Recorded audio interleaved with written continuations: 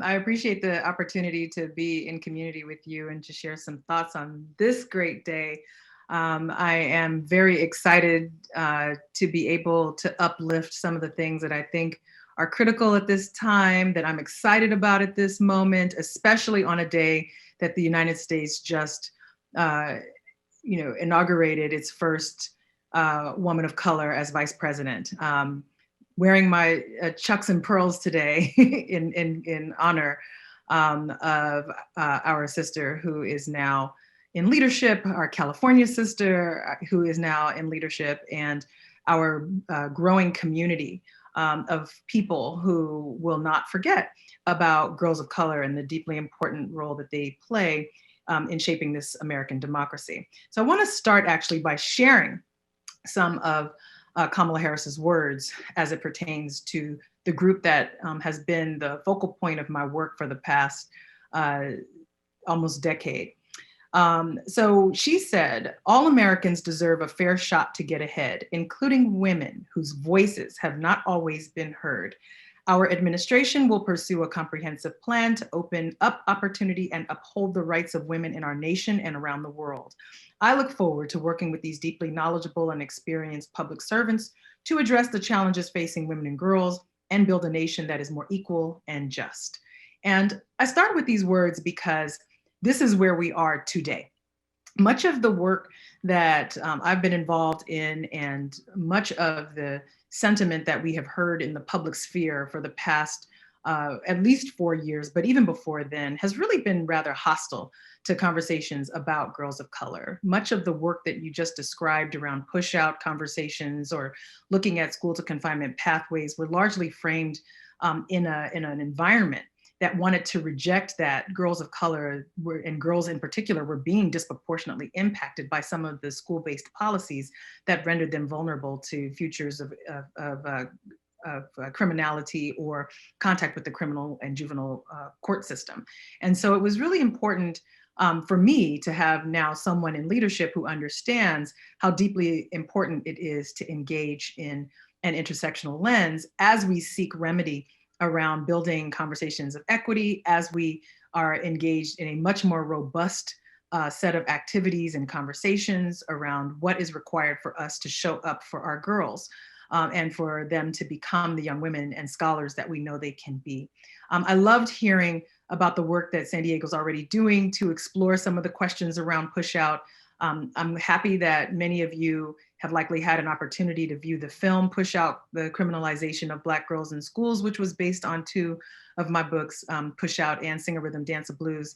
And I'm deeply humbled by the body of work that educators have put forward to examine their own practices, to think about the application of some of the ideas that I've been trying to elevate for the past several years in their own schools and learning environments.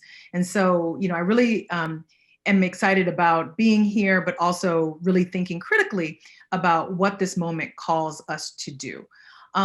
We're just coming out of the MLK weekend, which is typically when people want to talk about a much more, sort of non-radical perception of Martin Luther King Jr.'s offerings to the world, where we focus often in our language and framework around his message to us in the civil rights space and domain as really being about skin color and not wanting to be received only by skin color, but by content of character, which are powerful words.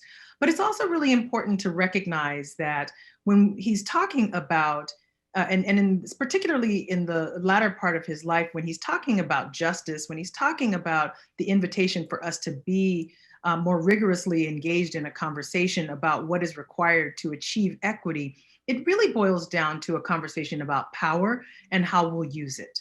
In 1968, he wrote that power at its best is love implementing the demands of justice, and justice at its best is power correcting everything that stands against love. And if you've been following me for the past couple of years, you know that I will bring that up often because I'm in a state where I really want us to receive that as a meditation, particularly those of us who are in positions of leadership in schools, in positions around educational policy that can advance conversations around equity, and those of us who are in spaces with young people who we have power over. How are we using our power? What is the promise of justice in our conversation, in our rhetoric, in our engagement? And how do we use all of this to create a space where we are actively combating push out and the criminalization of our young people, and doing so in a way that provides a deep opportunity for us to explore what is happening with our girls. The conversation around push out, has for me been a labor of love and something that I think we do have the power to correct. I think we absolutely have it within our bandwidth and within our capacity to say that we are going to create spaces that elevate the school environment as a location for healing so that it can be a location for learning. I open the documentary film that way. I've spoken at length about why I believe it's really important for us to receive schools as locations for healing. And I'll talk a little bit about that today, because often in our conversations about equity, we don't engage this rigorous conversation about healing. However, in order for us to achieve equity, we have to approach some of the historical wrongs, and we have to reconcile those wrongs, and we have to deeply understand how our communities, how our children, and how their families have been impacted, particularly by institutions that have been part of a tapestry of harm in their lives. Unfortunately, schools have sometimes functioned as a part of that tapestry of harm. And what that means is that generations of people, while we publicly understand education as a liberatory tool, we understand that people with access to education are those who can have a greater ability to navigate social systems, socioeconomic systems. One of my favorite quotes is from Malcolm X on this issue, when he offered that education is the passport to the future, for tomorrow belongs to those who prepare for it today. But we also have to recognize that there's a history around who has had access to quality education, who has had access to educators who believe in their promise, and recognize that not all children have experienced the same degree of acceptance or inclusion in this broad narrative about the promise of education. And that's where we can enter, right? We can look at how what I call school to confinement pathways, or the policies, practices, conditions, and prevailing consciousness that render young people vulnerable to future contact with the juvenile court system, then how that impacts their capacity to be fully whole in schools, how they feel connected or not connected to the school. So when I'm talking about school to confinement pathways, particularly as we're talking about girls, Black and brown girls disproportionately, I've often talked about the overrepresentation among discipline. Black girls continue to be the only group of girls who are disproportionately overrepresented across the spectrum of discipline at every educational level. We see Latina girls, Indigenous girls also disproportionately impacted by school discipline at specific points of interest and points of contact. The high stakes testing that we know can push students away from the school, surveillance that happens on and off campus by law enforcement, the implementation and sometimes design of dress code policies and other codes of conduct that can lead to the adultification of Black girls is also a concern. Adultification being this understanding of our girls as more adult-like than they actually are, or the reading of their behaviors as more adult-like, that can lead adults to think that Black girls need less nurturing, less protection, less comfort and engagement. It can also lead to educators and others, other adults with power, to respond more harshly to activities that are done by younger people, because in our minds, we associate them as being older than they actually are. These are real things that contribute to this dehumanization of Black girls, and that can inform not just our practices with respect to discipline, but also sometimes our pedagogical approaches to how we engage students, how we function in the classroom, how we perceive ability, and how we cultivate a space that informs educational and life outcomes for our girls. This is something that I spent a lot of time on with Sing a Rhythm, Dance a Blues. And the subtitle is Education for the Liberation of Black and Brown Girls, because I, as someone who's a former educator absolutely understand that educators tend to start in this field because we believe in the promise of education. We believe in the promise of students. We, fundamentally understand that young people with an access to this, to these skills, these learned skills, have greater possibility in their lives. And usually, we're happy to see young people thrive and succeed, right? But where we get lost sometimes, even in our conversations about equity, is the ability for us to fully explore the function and role of relationships in creating a space for young people to feel safe enough to learn. Again, the conversation around healing has largely been absent from conversations about equity because we tend to think of that as not being our job. We tend to think of our job as being about teaching a particular discipline or building a particular skill set outside of a context that unfortunately has already placed so many of our young people at risk of futures that could lead to negative outcomes. And so it really is important, I think, for us to think about healing a little more expansively and to think about healing in the context not just of of a wounded soul, but in thinking about healing in the context of building relationships that can fortify them against oppression. So in Sing a Rhythm, Dance a Blues, there's an invitation really to explore why we should pull students in closer when they're in crisis rather than push them away. That's something that I offered in a TED Talk that I gave on the subject where, often in our response to young people who are in crisis or young people who are exhibiting behaviors that are undesirable in the school, our, response, particularly over the past 20 years, has been to suspend or to expel, to push kids away. One of the teachings that I have learned from visiting with various communities across the country is that the young people who are deepest in crisis are already isolated, and that often it is that isolation that allows the pain to fester, and it is that isolation that leads to a deepening of harm. And so if we're seeking to build relationships that are transformative, particularly in this conversation around push out, what we have to do is build out empathetic responses to young people's negative student behaviors so that we're actually seeking to pull them in closer rather than push them away. It's something that I explore in the documentary film with the Columbus City Prep School for Girls, where we see active examples of a principal pulling in girls, having conversations that can help de-escalate girls who are in crisis or girls who are experiencing certain traumas in their home that may lead to them fighting on campus or may lead to them having negative student interactions that might in our sort of more common way of responding to them now lead to a suspension, not leading to a suspension because they've built the relationships that can say, let me understand who this student is. Let me try to figure out a way to connect with her and let me get to the root of the issues so that the healing can begin within her such that she can then repair the relationships with others with whom she may have had conflict. And so that is where we start to think about the healing work being about a practice of engaging in the relationship building with students so that they trust the adults around them to be there for them in their moments of crisis rather than feeling so isolated wherever they are, including in the school, that they feel they have to continue with the perpetuation of harm in order to be seen, in order to be recognized, and in some cases, in order to be received in their own minds sometimes as respected, when we know that oftentimes fear and respect are conflated in the minds of young people who are deepest in crisis.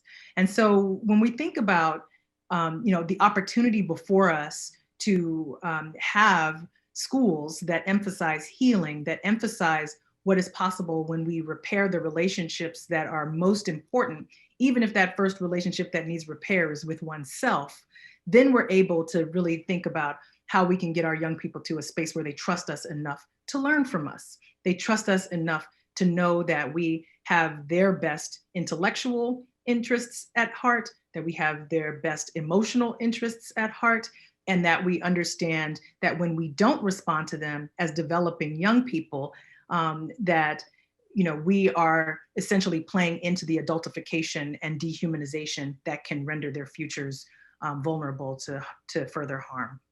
And so It is, something that, I think sometimes can feel intimidating. And so I just want to lay that in front of us and recognize that this work is not easy work, but it's definitely easier work than moving into a space and believing that we are having an impact on young people's learning without the necessary relationships and foundations that provide an opportunity for that to really take place. And it's certainly a less expensive proposition than the levels of criminalization that too many of our institutions are contributing to today.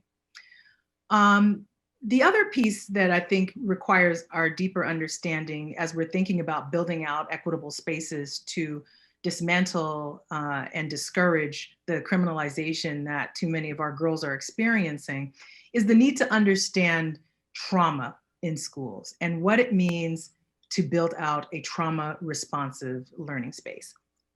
In many ways, the conversation that I'm already having with you around healing is about being trauma responsive. It's not enough to say we are trauma informed. Trauma informed just means that you know that the trauma exists.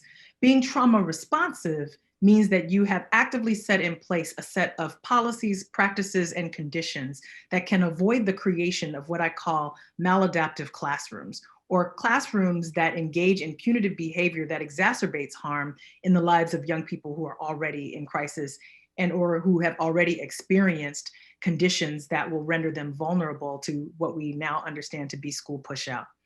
What we're trying to do is create classrooms that cultivate the scholar, right? That cultivate the learning space and that build relationships that allow young people to learn, not just from us as educators, but also from each other. And in order to do that, we have to build out classrooms that recognize the material we teach is important, how we teach that material is important, and how we cultivate a space for learning that provides a maximum opportunity for young people not to feel that their ideas or that their identities somehow get in the way of them being received as a scholar in that space. Trauma responsive schools are the schools that have routines set in place from the very beginning to co-construct policies and such and rules and sort of classroom expectations with students so that girls' voices are included in that space. I remember and I often see this at the beginning of school. We have the teachers' rules on the wall and the students file in, and the educators usually like, here are the rules. This is what you are expected to abide by in my classroom, right? There's an ownership of the classroom that sometimes is only held by the teacher. What I'm offering is that young people are co-constructing their learning spaces, whether we acknowledge it or not. And so in Sing a Rhythm, Dance a Blues, it's, I talk through and give examples for how young people can be part of establishing some of those rules of the classroom, how some schools are thinking more expansively around what a school dress code policy might look like, what a classroom structure might look like. I've seen some really innovative spaces, particularly at the elementary school level, where young people are given tasks and assignments that replicate a village so that each classroom feels more like a village and community, which is a more responsive, culturally responsive way to engage with young people who are seeking to build relationships with each other and who will then trust each other enough to feel vulnerable in asking questions, in challenging ideas without challenging a person's identity, when thinking about how we are cultivating a community of critical thinkers and elevating the bar for who we want to prepare to enter into the world. And so, it's not this utopian idea. These are actual practices that are happening in communities around the country and around the world. And so it's important for us to think about that as we are having conversations about reducing rates of suspension, or as we're having conversations about reducing the presence of law enforcement on campus.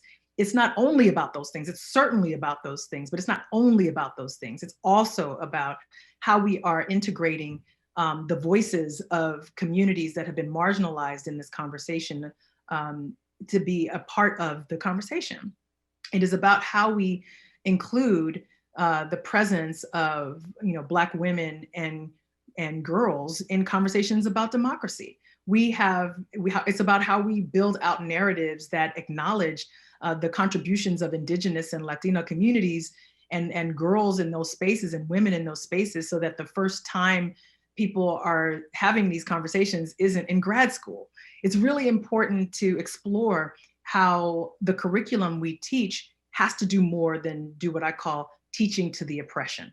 If the only time you hear about yourself is in the context of trying to survive or trying to survive the impact of white supremacy, or the only context that you see yourself in is in fighting against a force that is presented to you as more dominant than your own, then that already warps your perception of who you are in the world.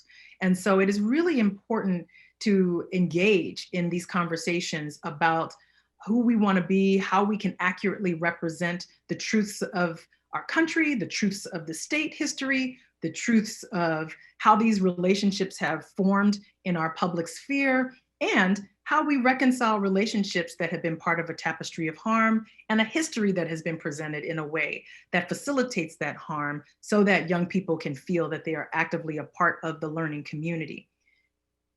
It is so important to think about that because, again, when we're talking about equity, it has to be a part of the structure of the curriculum and the structure of the learning environment, not as an elective.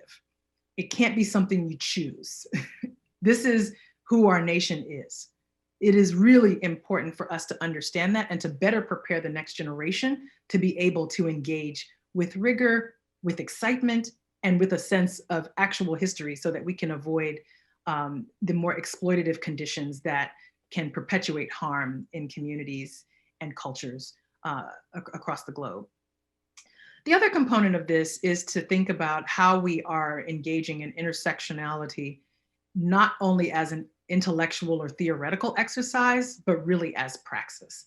A lot of the conversation that people have been having about the term that was coined by Dr. Kimberly Crenshaw to invite us into establishing a framework that might give us a chance to explore not only that people are impacted by their identities, but that people's multiple identities inform how they are impacted by systems and individuals and other structures in society. For the most part, folks will say, I'm engaging in an intersectional lens if they can name that who we are talking about are, Black girls, for example, in the conversation about school discipline. My argument is that if we are going to move toward an equitable space, if we are really going to add rigor to this conversation, then the work around intersectionality has to move beyond rhetoric, and it has to be about how we are mapping actively those young people who are in the margins. How are we mapping our most vulnerable girls? Where are we finding them? How are they being centered in our analysis, such that every policy and practice and condition in the school does not forget that that girl is in that space? And if she's not in that space, not to render her then invisible, but to recognize that the work we do in creating more equitable districts and systems and schools also has to do with those girls who are not showing up, those kids who are not in the room. They are just as important as the children who are in the room.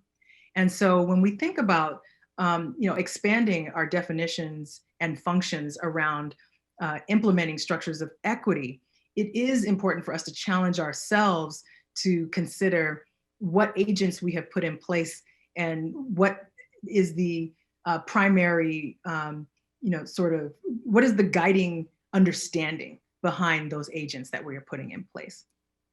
I've had conversations now with girls in every state and in other parts of the world as well. And it is very interesting to me that in the conversation around criminalization, when you ask so many girls, particularly Black girls, how they feel about their schools, they'll often say, number one, that they recognize the value of education, but two, that they recognize that their school feels like a prison. And a lot of times people will think that, young people are just being dramatic, right? There's nothing more insulting than when a girl is telling you her truth and you refer to her as dramatic. but this drama is rooted in an experience of them feeling like they are being primed for criminalization. The instruments of surveillance that we have put in place, that we have supported with our money, with our budgetary priorities, all reflect, I think, this idea that we have become wedded to a notion of leading with fear, when if we were to lead with love, we would not have law enforcement in schools. We would have counselors. We would have clinicians if we were committed to having schools that were locations where young people could feel safe enough to learn. We would have youth development specialists that would provide the kind of interventions that we now ask law enforcement to provide. Early on, or a few years ago, I partnered with the Georgetown Center on Poverty and Inequality, who gave us the research on girls and adultification. I partnered with them to do a study on school resource officers and girls of color. And part of what we found was that not only was there an arbitrary, sort of list of ways that law enforcement could be involved in a school depending on where you were. Sometimes there was an MOU, sometimes there were not. Some states require an MOU, an agreement, some do not. Sometimes it's a school resource officer, sometimes it's a state trooper, sometimes it's the local law enforcement agency or the sheriff's office. It was just so arbitrary that there was no routine way of understanding how law enforcement was being engaged with and prepared to even engage with young people. And when you take the broad category of young people and start to look specifically at the girls and communities that are in schools that already have a disproportionately negative interaction with law enforcement, their presence on campus does more than just sort of invite a conversation about safety. Number one, that research challenged our definitions of safety, and that when we talked to law enforcement officers and we talked to girls of color, it was clear that the girls really wanted more than, and felt safe in ways that didn't require the police to be the agent of providing that kind of safety. They wanted emotional safety. They wanted safety from sexual violence. They wanted safety in their space to not feel that they were under surveillance. They didn't want their bags searched by men. They didn't want their bodies surveilled by adults and have their clothes be the primary assessment of whether they belong in school.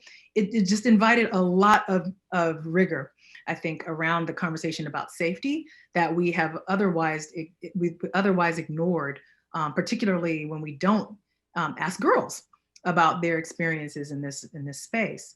But what was also clear was that the law enforcement officers that were able to build positive relationships with students, that did have a positive presence on campus, it was because they were good youth development workers who didn't lead with the fact that they were an officer of the law. They led with themselves being resources to young people, which suggested to me, to the officers, and to the girls that you didn't need to be a law enforcement officer to have this kind of impact. You needed to be a good youth development worker to have this kind of impact. And it's all about the relationships that are built that interrupts these cycles of isolation that cause the disruptive behavior and that cause our intention of removing young people from spaces when they are deepest in crisis. It's also really important, I would say, to build out a culture in the school when examining the opportunity before us in developing more equitable spaces such that we can counter the criminalization of Black girls in schools and other girls of color in schools, is to really look at the development of affinity spaces, not as a secondary function, but as one that is important to establishing a safe space for young people to voice their experiences, to be a part of a community, and to understand what is shared in those spaces and also what might be unique to their experience in learning. Those affinity spaces by identity can be healing spaces intentionally and often function as such. Much of the work that's been done that, on the men and boys side of the work has been largely built around affinity spaces, and certainly a body of work that has been examined in the young women and girls of color space has also understood the value of affinity spaces. There have been studies now that demonstrate that Black and Latina girls will openly say that they're ready to lead, but not fully engaged in the school environment. And it's in those affinity spaces that they find their voices and that they find their community to be able to establish themselves as leaders on campus. There's also research that suggests that when girls regularly participate in culturally responsive affinity spaces, they're less likely to engage in behaviors and language that is,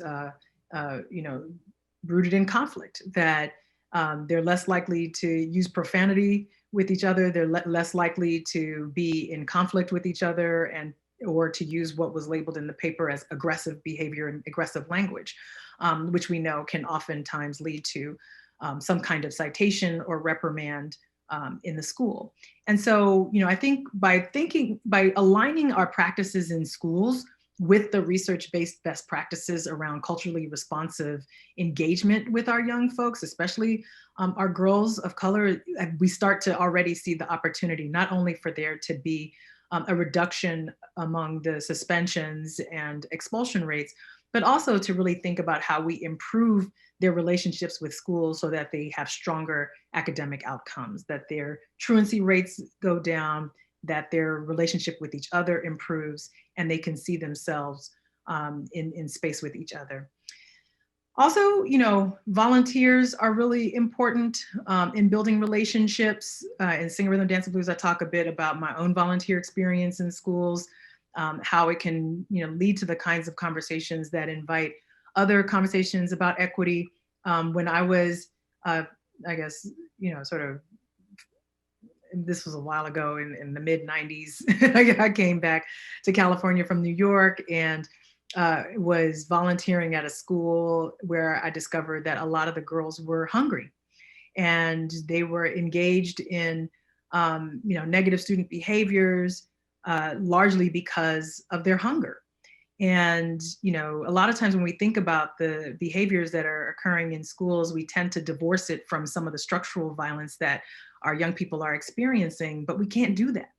And sometimes they don't necessarily have the relationship with the educators that they're in space with, or the educators are really just so busy holding so much more that they don't have a chance to have those kinds of conversations. And so I've always seen schools as places where the community could be a part of this learning environment, where schools could function as the center of a community rather than just an institution that is there and open from 7 to 3 and then shuts down to the rest of the community that might be dealing with some really important issues. And I think many schools certainly have begun to see themselves this way. Many schools have gardens, many schools have ways of addressing these issues.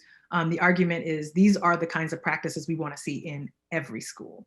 And it's really part of building out this culture of inclusivity, this culture of being responsive to young people and using the tools that we have available to us in the school to address some of the other larger issues that may otherwise be considered as too big for us to handle.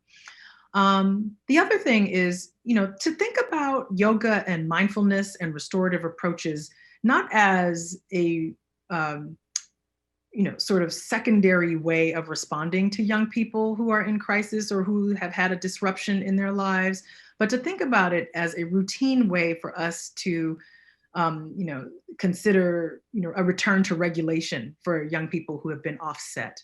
There are certainly ways that, these practices have been a part of the human community since forever. And yet we somehow think that our young people can't hold it.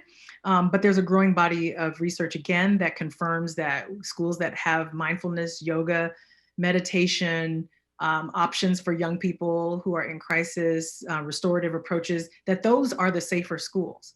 Those are also the schools that have the lower suspension rates. Those are also the schools that have the opportunity to have a structure in place that can provide the maximum opportunity for healing rather than a continuation of the harm. So, in short, I think, what we're dealing with, with the opportunity before us around equity and healing in our schools and our communities is, certainly to think about criminalization as the function of what we create when we lead with fear. That criminalization is what we have created by designing schools in the model of carceral institutions. What we are looking for is a return to schools as the place where thriving and learning and freedom can take place. And that happens when we lead with love. Liberation is a function of love. Criminalization is a function of fear. And so when we think about that, it invites us into a design of a metric around our own equity policies and practices that can start with just asking the question, is this policy one that leads with love? Or is this policy one that leads with fear? Is this practice one that I'm engaging in because I'm afraid that if I don't do it, something else will happen? Or is this something that I am doing because I love this student and I want her to thrive? Can start with those basic questions. Think about the partnerships that can exist. Think about the partnerships that can exist both with the community, but also with the girl herself. Think about how she can redesign her own thinking and educational plan if she knows that people care. That is probably the strongest message that I have received from girls across the country, including San Diego, who have said, I just want to know my teachers love me. I just want to know they care. And once they know that their teachers care, then they say, okay, then I can trust that I can come here. Then I trust that I can be seen for who I am, not who they think I am. And these are important distinctions, and it requires us to do a lot of internal reflection and work, but it also requires us to do an analysis of the structures and policies that we have in place to make sure that there's an alignment between those policies and practices and our stated beliefs. And that's hard work. All of it is hard work. Internal work is hard work, it's ongoing work, and so is policy assessment. This rubric that is designed around equity policies or around engagement with students in the name of equity has to be something that is constantly revisited. A lot of times in this country, we think that once we've got it, and we move on and we don't revisit. But it could just be the scholar in me, but I'm very clear that revision is part of the thinking person's practice. That as time goes on, as we're looking at what we're creating, as we're looking at what we're creating in the context of developing whole dynamic communities and the people who live in them, that we have to continue to come back and look at whether what we've designed is actually still applicable. And that may change based upon who's there. And that's why it's hard work.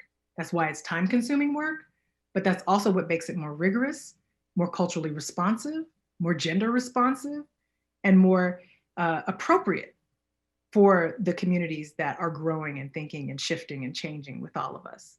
And it's important for us to think about this outside of just individual actions, outside of what we might have within our own bandwidth and in sphere of influence to engage. We certainly want to work within that sphere of influence, but we also have to think about how what we create in the sphere of influence among people impacts institutions.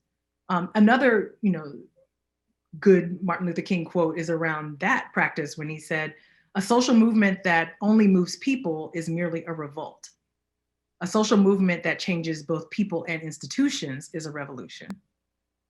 The conversations that we're having now around equity can be a revolution. It can be transformative.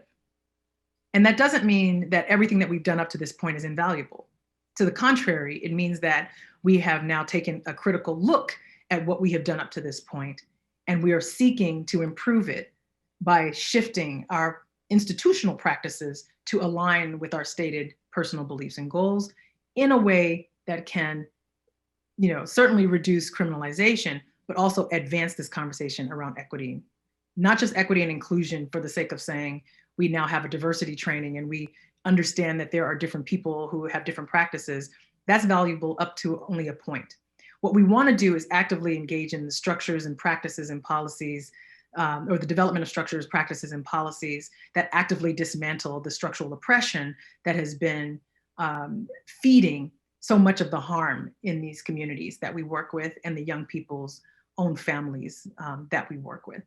And so that's the kind of rigor that I'm ready for. That's the kind of rigor that so many of our young people are ready for.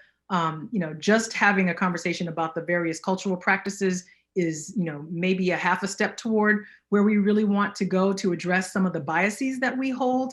But it is really important for our anti-bias work and whatever design comes around that to explicitly name and shape some of the unique conditions that our girls are experiencing, and to also clearly articulate how we are aligning the policy and practice to the research-based best practices that we know to actively dismantle structures of oppression. If we're not having the conversation about dismantling structural oppression, we're not in the conversation about equity. They have to happen together, because equity is about dismantling the structures of oppression. And so doing that through an intersectional lens requires that we not only use broad language and broad terms and broad understandings, especially if they have been created only through the experiences or largely informed by the experiences of men and boys. We have to also understand what some of the unique conditions are for the young women and girls who are going to be impacted by this as well. We have to understand how sexual violence plays into this. We have to understand how adultification plays into this. We have to understand how dress code policies might uniquely impact certain groups, how our understandings of expressions of dissent are received by educators or others in authority. We have to deeply have these conversations about that, because those negative outcomes were born of structures of oppression, including the negative readings of Black girl behaviors. All of that is part of the tapestry of harm. If we are building out equity to be part of the tapestry of healing, then our practice of intersectionality has to intentionally infuse our rubric, our metrics for, and our understanding of success has to all be informed by also how these other groups and these other populations are impacted by these structures. So again, a social movement that only moves people is merely a revolt. A social movement that changes both people and institutions is a revolution. And that's what we're working toward, this revolutionary idea of education, where it is actually functioning as a tool for liberation because we have designed it to be locations for healing, not harm and punishment. It was very easy for us to implement a series of structures rooted in fear to design our schools to be locations for punishment. We should consider it deeply important, and also it may not be as easy because it's a shift in our consciousness that requires for our schools to become locations for healing. But we have to do it, and I believe we can do it. And I will stand by that. It's something that is a part of, the thinking that we hold. It's certainly a part of my research work, but in the community of scholars who've been working on this. But it's also something that we hold as a value at Grantmakers for Girls of Color. Grantmakers for Girls of Color is the only national foundation that is focused explicitly on increasing the capacity within philanthropy to resource programs, services, and other activities for girls of color. And in that work, we're very clear that our focus has to be in resourcing efforts that dismantle structures of oppression. And that is how we move to this space where girls can then see themselves in conversations, they can see themselves in social movements, but they also can see themselves as leaders in communities where that may not necessarily be something that is readily available to them. And so in this conversation about some of the unique conditions that our girls are facing in schools, it is important to maintain a racial analysis with the gender analysis. It is important to maintain an analysis around particular vulnerabilities for non-binary young people of color. It is very important to maintain an analysis around sexual diversity and the continuum with which young people will express, and not to have policies, practices, conditions, or a prevailing consciousness that renders them more vulnerable to future contact with the juvenile court or criminal legal system because of who they are. It is very important for us to hold that work with our young people, but also recognize that our young people should not hold the burden of having to educate the adults around them about what the policies and structures should be in place to have them feel safe enough to learn. That's a lot of the work that we have to do. And that's work that we can do with them, but not to place the burden upon them. We create conditions for them to come forward and exercise leadership in this space. But they also, I've had a lot of conversations, particularly with Black girls, recognizing that they feel like that is the place where they can exercise leadership. So that's where they go. And that's oftentimes a distraction from their capacity to do their work. So I will say to them sometimes, your job fundamentally is to be a student, right? Your job is to be excellent.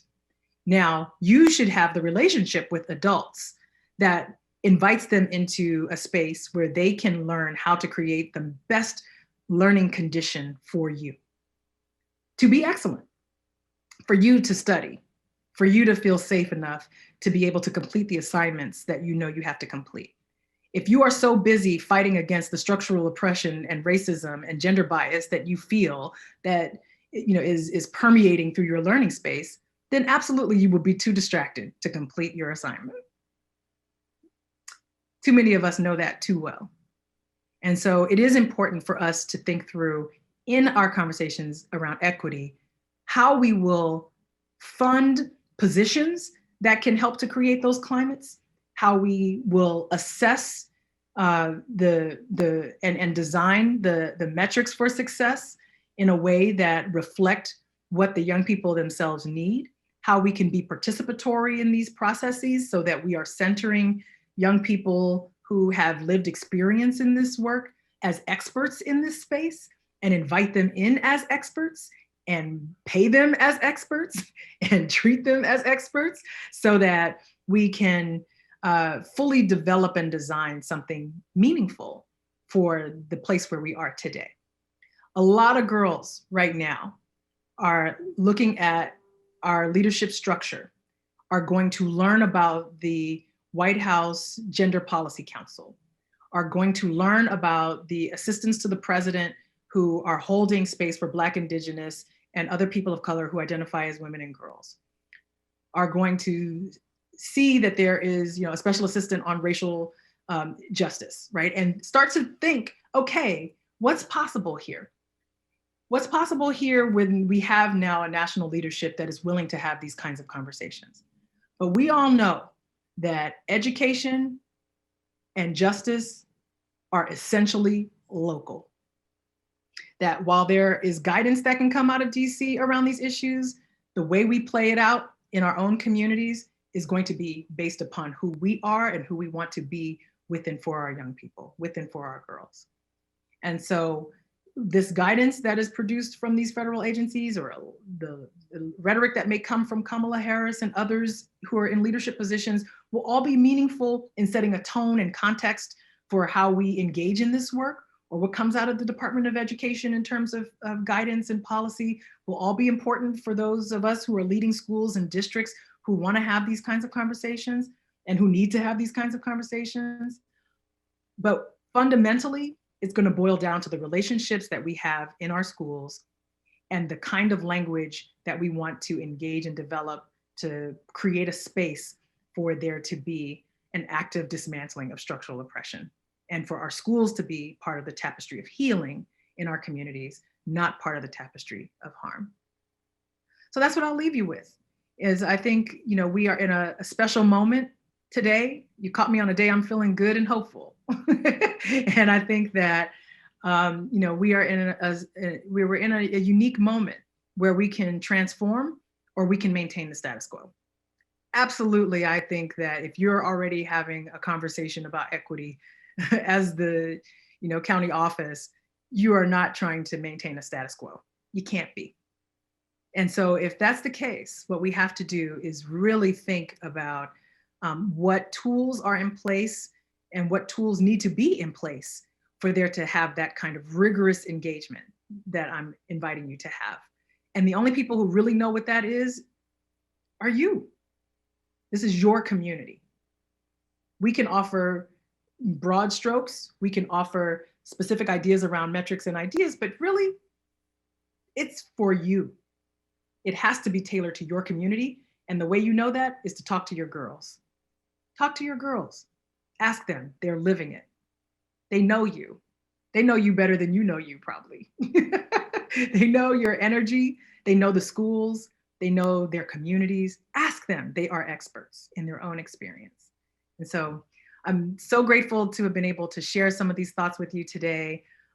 If you have other questions, I know that it's hard for us to engage in talking, but you can reach out to me on my social media networks, on Instagram at monique.w.morris, and on Twitter at Monique W. Morris. And if I see your note, I'll try to respond. But thank you for your time. And I'm so glad that I had a chance to be in community with you today.